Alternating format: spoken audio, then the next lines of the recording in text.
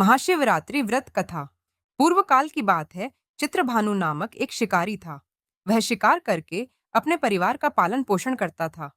उस शिकारी पर साहूकार का काफी कर्ज था, लेकिन वह उसका कर्ज समय पर नहीं चुका पाया। फिर साहूकार ने शिकारी को शिव मठ में बंदी बना लिया। जिस दिन उसे बंदी बनाया गया, उस दिन शिवरात्रि थी।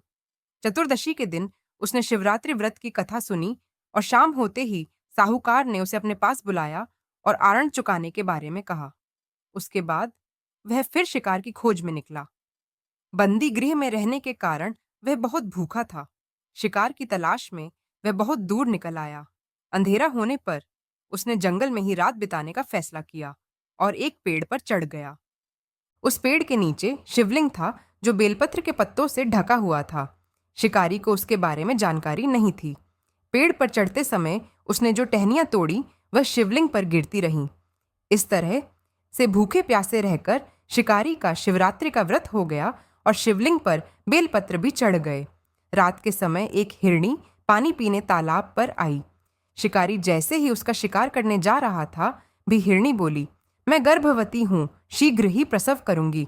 तुम एक साथ दो जीवों की हत्या करोगे। मैं बच्चे को जन्म देकर तुरंत तुम्हारे सामने आ जाऊंगी। शिकारी ने हिरणी को जाने दिया। इस दौरान अनजाने में कुछ बेलपत्र शिवलिंग पर गिर गए। इस तरह उसने अनजाने में प्रथम प्रहर की पूजा भी संपन्न कर ली। कुछ देर बाद एक हिरणी उधर से निकली। जैसे ही शिकारी उसे मारने के लिए धनुष बाण चढ़ाया, तो हिरणी ने विनम्रता पूर्वक निवेदन किया, वह शिकारी में थोड़ी देर पहले ही रथु से निवृत्त हुई हूँ। कामातुर विरहिणी हूँ। अपने प्रिय की तलाश में हूँ। अपनी पति से मिलकर मैं तुम्हारे पास आ जाऊंगी। शिकारी ने उसे भी जाने दिया। रात का आखिरी पहर बीत रहा था। तब भी कुछ बेलपत्र शिवलिंग पर जा गिरे। ऐसे में शिकारी ने अनजाने में ही अंतिम पर की पूजा भी कर ली। इस दौरान वहां एक हिरणी अपने बच्चों के साथ आई। उसने भी शिकारी से निवेदन किया और शिकारी ने उसे जाने दिया। इसके बाद शिकारी के सामने एक हिरण आया। शिकारी ने पूरा रात की घटना उस हिरण को सुना दी।